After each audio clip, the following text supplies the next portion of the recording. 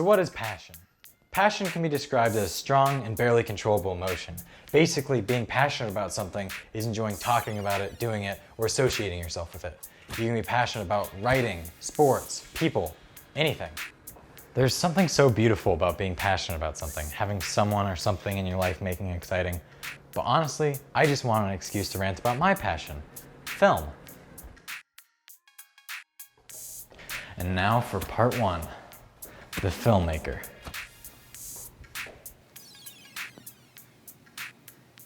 So I'm a big fan of film.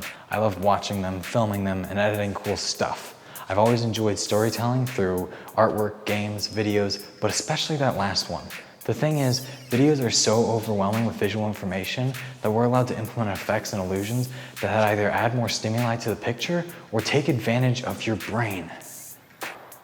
Since we started this video, it's looked like one long shot, but actually we've cut twice and I've changed clothes twice. As an editor, I can change the screen at the clap of my hand. Visual and auditory effects are completely in my control. I'm God. In a live presentation, I'm limited by reality.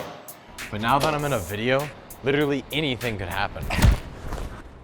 Right now, I'm not trying to show off my editing skills. Hell, there's so much for me to learn. As I speak, I'm doing something that I've never done before, and that's what I love about my passion. I'm currently out of my comfort zone. I've never done some of these effects before, and I've never had such a difficult time writing a script. As I speak, I've rewritten the script 7 times, but that's exciting. That's a challenge. I mean, at least it's a lot easier thanks to digital devices. Like, now I can go in and edit a video frame by frame. Like, that's cool. They say that a picture is worth 1,000 words, and well, film is 24 frames per second, which makes Tank Man only worth 1,000 words, whereas Attack of the Clones is worth roughly 216 million. I don't like sand. Filming is not easy. Every time you see a shot that looks or sounds good, that was done thanks to problem solving. And that's a majority of filmmaking. Who's gonna hold the boom? Do they know how to? How will you get a cast? How do you want them to act? How am I gonna light what shots do we need? Why does Nicholas have a gun? It's absolute chaos. Look at my short film Aberration. This looks like your average injury scene, but this was recorded on 2 separate days with a hired makeup artist, and Braden had to edit out all the sounds of the half-foot of water that we stood in. Nothing is dry! No! All of those things that make it difficult are why I love filmmaking. But the one thing more important than the filmmaker is the audience.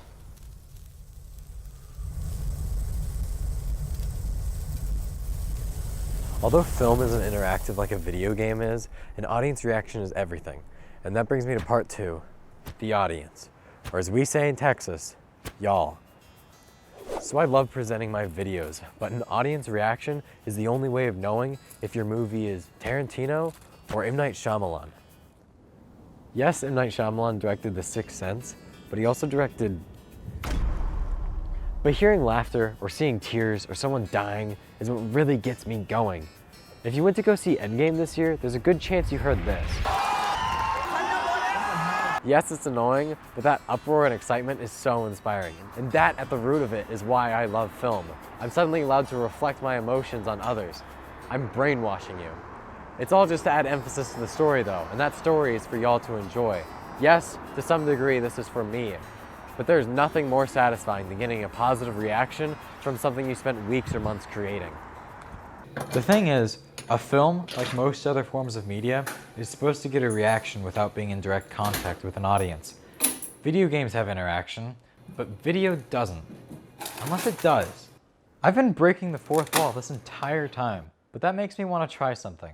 And there's nothing more self-portraying than what I'm about to do. I'm about to cross my own line. I do love getting up to present, but I think my body has stage fright. I shake and my rosacea flares up, but I love being up there. The gag is, even though I'm being projected onto a screen, if you are in a room with Dylan as this video plays, turn to him right now and you will see a red face and an uncomfortable little man. Y'all actually just did that to him. Poor Dylan is probably beyond embarrassed right now, right Dylan? Yeah. I'm so sorry. I walked you right into that one. That whole weird interaction right there made you feel something, right? You're probably thinking, can he do that? Yes, he can. And that's a reaction, which brings me straight back to my point. I love getting a reaction from y'all. Yeah, that one was sort of cheating, but film simply allows me to reflect my emotions, my story, on others. And that story has some places to go. You see, I've got to get through college, get an education, and that's sort of risky. So that brings me to part 3, the descent into anxiety.